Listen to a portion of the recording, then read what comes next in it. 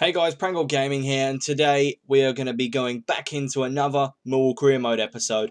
It's now episode 9, and in this episode there's going to be a few complications on my side of things, so you are still going to be seeing the 3 games as per usual that I play. So we've got Bolton away, Peterborough at home, and then MK Dons also away from home. So what's going to happen here is this bit's live, so you guys are hearing me live speaking as I would be normally when I do a commentary, but the rest of this video is going to have to be recorded after I've played the games, because there's a lot of building work going on in the house, and at the moment this is the only spare bit of time I've got to record the video. So I'm going to have to go ahead, record the video, and then add my commentary in afterwards. So it'd be like my Forever Alone Ultimate Team series that I've got going at the moment. So I hope you guys understand. Hopefully this won't be continuous, but obviously I have to mix and match and see how it goes from here. But let's just get into the team selection against Bolton Wanderers, and obviously we go and continue from there.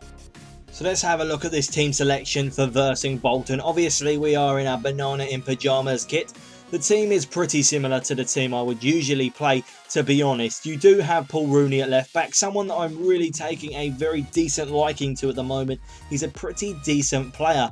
Also, the out of ordinary player here is Greg Wild, is playing as a striker. We do have lack of experienced strikers, and I didn't really want to play Jamie Philpott, let's be honest. But I'm not going to lie, pretty happy with the team. Nelson is slowly but surely progressing as I'm training him up, and Abdu needs some game time here and there. And David Wall, I think he's a fantastic player. So let's just take a look at what happens in this game. Right, and before we get into the game, look at that best defensive team in the league. Not much pressure there, to be honest. Not going to lie. Let's have a look at the first chance here. And they know Brian plays it out wide for Ferguson. Ferguson then puts it in here. The keeper punches it away, and Worrell somehow had his ball stopped from going into the back of the net. He was sensational. And this is another attempt from David Worrell, as the keeper had to make yet another save. Alnwick was outstanding.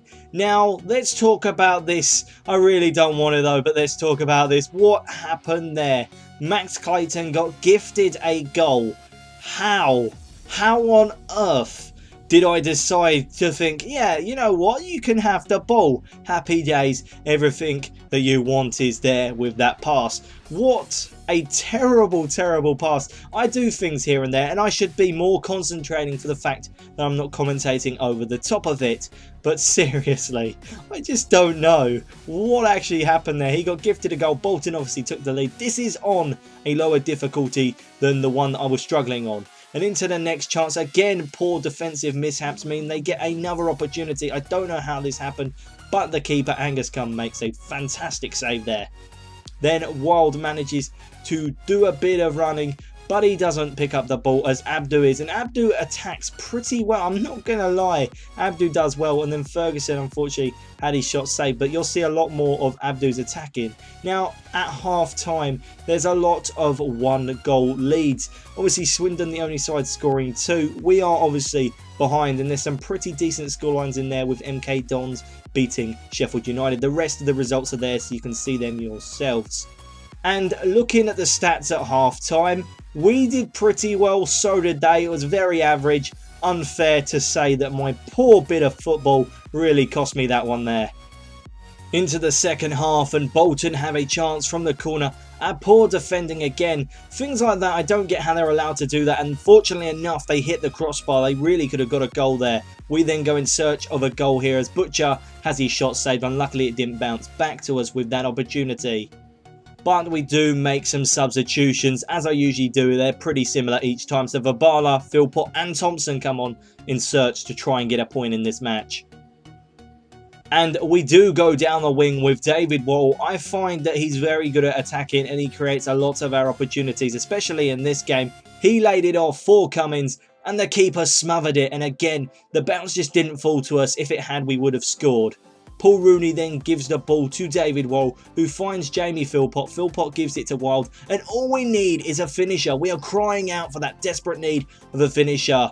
and that really does cost us. But now they get another chance to score the goal, and of course they're going to go ahead and do it. Paul Rooney at fault for this one here. They header it into the back of the net, where we don't have a striker because Sunil Chhetri's out on international break. They don't seem too fussed to score goals, and they're celebrating there 2-0, very deserved. I'm not going to lie, we just fall apart at defence. I'm not gonna lie, I really struggle defensively, and it really is becoming a huge issue, and they just seem to be a lot stronger attacking wise. I just don't get it. I couldn't finish my chances quite clearly, and they somehow could. But we do have another attack as Cummins finds Fran Vibala. Vibala lays it off to Thompson, and Thompson finds Jamie Philpott. Philpott's not going to score though, let's be honest, and we try and get the ball again, and it just doesn't work out.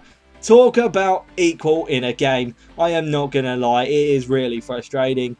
They won 2-0 thanks to 2 huge defensive mistakes. That's going to happen in games. That happens a lot, especially when I play. And I'm not going to lie, sometimes it is okay to just lose a game. I mean, it's better than drawing sometimes. The amount of times I've drawn this season, it's really, really frustrating. But losing a game, sometimes it's just refreshing to know you're not just fantastic. And so I'm not going to complain. All we can do is we can get into the game against Peterborough.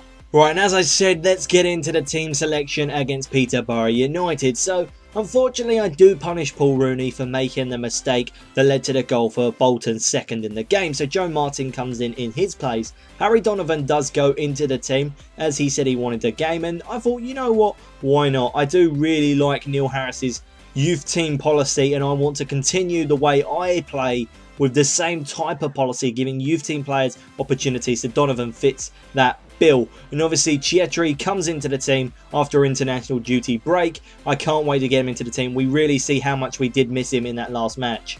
And into the first move of the game, we have our opportunity with O'Brien getting the header. The keeper then manages to parry it away the second time of asking there.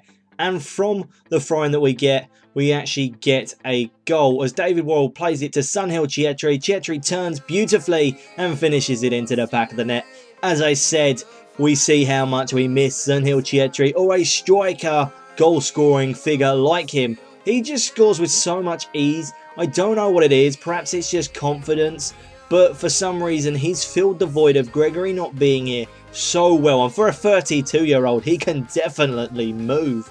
And that's what I really like about him. He's very, very diverse in his football.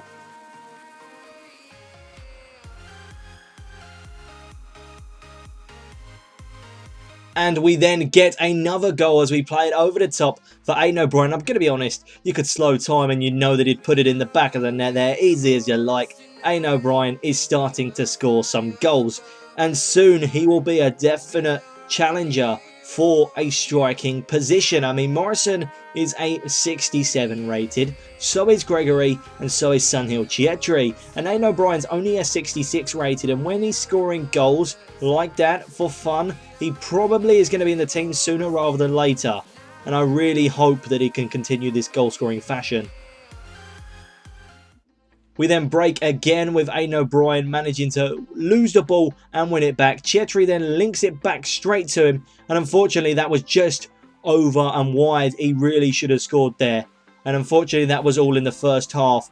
And on the scores at half-time, we were the best performing team. But Scunthorpe drew with Southend at half-time. Swindon had the lead against Coventry. And you know what? The rest of the results are there, so you can have a look at them yourselves.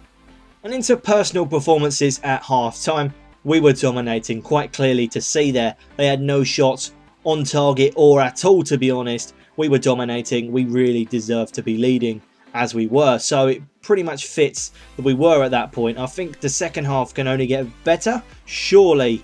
No, let's have a look.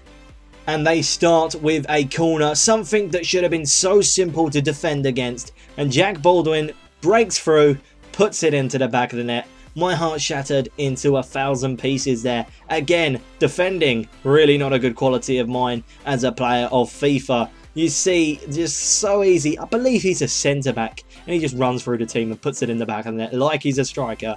How about that? I just don't understand how this happens to me all the time. I quite clearly need to get better at defending. I think you guys would agree by seeing this and a few other mistakes that I've made in this episode so far. And that, believe it or not, was actually second goal. We actually create a chance here with Ferguson. It's actually straight through to Abdu, who should have scored there, but he hit the crossbar unbelievably. Can't believe that happened. We then make some substitutions, bringing Morrison, Vibala and Evans on. Evans is like a child that I'm nurturing, and that's why I love to use him so much, and he's going to be playing a lot more often. And he actually plays it to Ferguson, and this actually results in a goal. A great tidy finish here, as you see, by Shane Ferguson, but Evans, the creator of that chance. He is fitting in really well, and I cannot wait to see how much more he's going to start improving as time goes on. He's definitely got a decent rated potential. But Ferguson, he scores goals every now and then. Some easy, some hard. But that was definitely in the typical category of easy for him. He knows how to score a fine goal or two. And they actually have a chance here. And actually, look at how poor we are at defending. This is another just... I really don't want to talk about it. Let's just, please, can we skip? No, obviously we can't, because they put it into the back of the net. Of course they do. They capitalise on our poor defending. I can't believe it. It's so frustrating. And, well, to be honest, you kind of expect it. It doesn't happen. It's not to the script. I can't defend. I can't get rid of a football. And, well, the opportunities come for the opposition, and they love it. They love it because they get the goals time after time. The calamities that I've had in this episode, well, it's been so frustrating for me, let's be honest.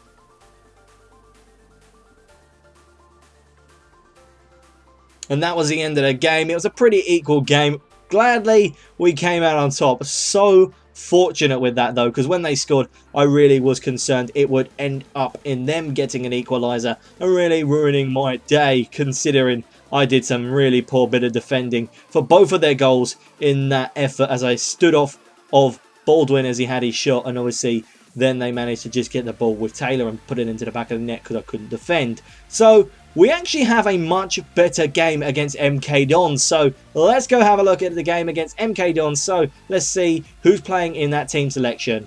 And this is the team selection for the final game of the episode against MK Dons away from home. And I decide to make a couple of crucial interventions to the team, with one name, Jordan Archer, being named on the team as the goalkeeper. He doesn't always get the game time, but I decided it's about time he actually gets an actual start for Millwall. Fred also comes into the team. I think that he's a pretty good player. He needs more game time, though, obviously, after declaring that he does want to stay at Millwall.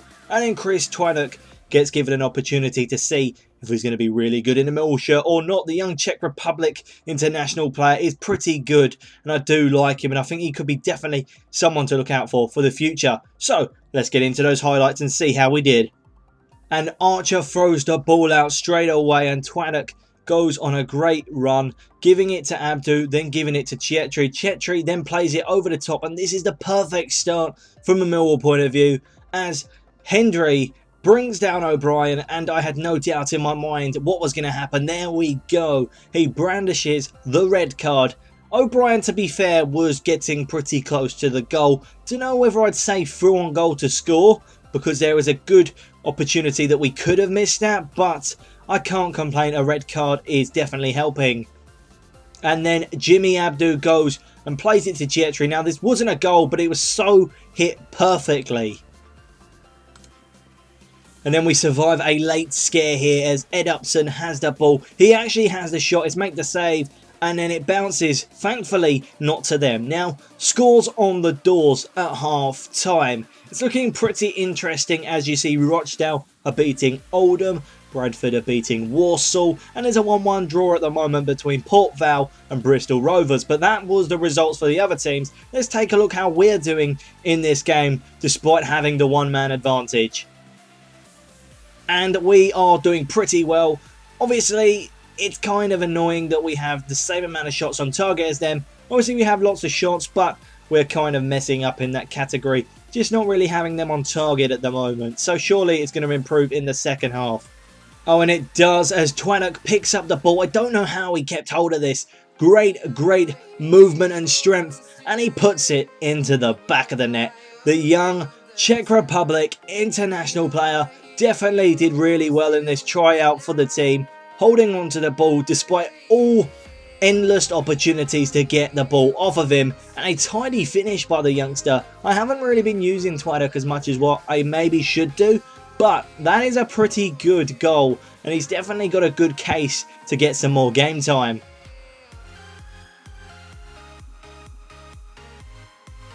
And then they have a chance here as Dean Bodwich puts it in, and they should have scored here. I don't know how Kieran Agard missed both opportunities. Very, very unlucky there. We then make 3 substitutions as Sean Williams, Steve Morrison and Jonathan Evans are coming on. Evans is a player that I really want to see improve, so I hope he can do well in this game. And straight away, O'Brien creates the chance, playing it to Ben Thompson, who somehow, I don't know how, that didn't go in, but Morrison manages to capitalise on it. Really, really poor defending. A bit fortunate. Obviously, some fortune is definitely needing to go our way after some of the mistakes we made. They almost hit it into their own net, but Morrison scores the header. Believe it or not, this is Morrison's first goal in the league this season. Yes, it took him till November to score. Kind of disappointing there, but a goal is a goal, we'll take it. And then we go on another attack with Steve Morrison running through. Great bit of play, saved, and then off of the defender. 3 goals now. Terrible. I really feel so bad for them that came off of the defender and went into the back of the net. Well, actually, it didn't come off of a defender. It came off of Shucks and Ike, I believe, and that ended up being an own goal. But how disappointing must that be? I mean, I've definitely had a lot of mistakes in this actual episode, but that really, and the other one before, kind of levels it out a little bit in terms of the mistakes I've made. And as I said, it was Shucks and Ike with the own goal there. Very unfortunate for them. And then we have to get the ball away, and we do, and this is where we get our 4th and final goal of the episode as Jonathan Evans sprints up the pitch, does really well. You watch that space over there. Yep, he plays it to Williams, and Williams puts it into the back of the net. Nice tidy finish, and the whole team gets involved to celebrate. I love this. This is my favourite part, when the team all goes together to celebrate. Happy celebrations. Obviously, we win 4-0 in the end. Outstanding. Williams obviously back from his injury because he did get injured, and he's finally getting the fitness, and he scored a goal there. Do you remember last FIFA where he was so prolific and scored so many goals for me, then joined Sheffield United? So somehow he's only got 1 goal this career mode, but I'm not going to complain. We're doing pretty well. 4-0, a very good case to be happy at the moment. And we have one final opportunity as Chris Twaddock shoots, hits the post, cleared away. So unlucky there. And that is full time. We obviously win it 4-0 in the end. We were the better side, I'm not going to lie. It was pretty clear to see. Unluckily, their red card did ruin the game for them. But we definitely played some interesting football. Players scored that maybe don't always score. And I'm not going to lie, some players impressed me and very much gave themselves a cause for maybe playing the next game. Jordan Archer kept a clean sheet. Watch that space. But before I end this episode, let's take a look at the league table. And this is the league table. We sit 6th in the league. Not doing too shabby. Alonso, to be fair, a couple of wins, and we could definitely be sitting a lot higher, closer to the top of the league where we want to be. We've lost 3 games after losing against Bolton in this episode, but we're picking it up. We're scoring goals. We obviously have got to improve. Slowly but surely we're getting there. 4-0, 3-2, all the results count. That's all that matters, and we are doing pretty well. I'm not going to lie, I'm very happy at the state of the club at the moment. Obviously, I was struggling at certain points of this season, and we picked it up. And if we just take a look down at lower parts of the league, Peterborough 23rd in the league. They're not doing very well, along with Walsall, who were up in the playoffs last year. And, well, it just doesn't look good for some of the sides there. I mean, you've got Bristol Rovers doing pretty good for a side that's got promoted. They're the lowest of the sides that's got promoted, so they're not doing too bad. And it pretty sets a good example as Northampton are 12th. So you have AFC Wimbledon in between those as well. So anyway, guys, I hope you have enjoyed this Millwall Career Mode episode. Hopefully, I will assume to being able to commentate over it normally like I would be instead of doing this, but it's not a problem. I can do this. I'm not too bothered. But anyway, guys, like, comment, subscribe, and I will see you guys next time for the next Millwall Career Mode. But until then, goodbye.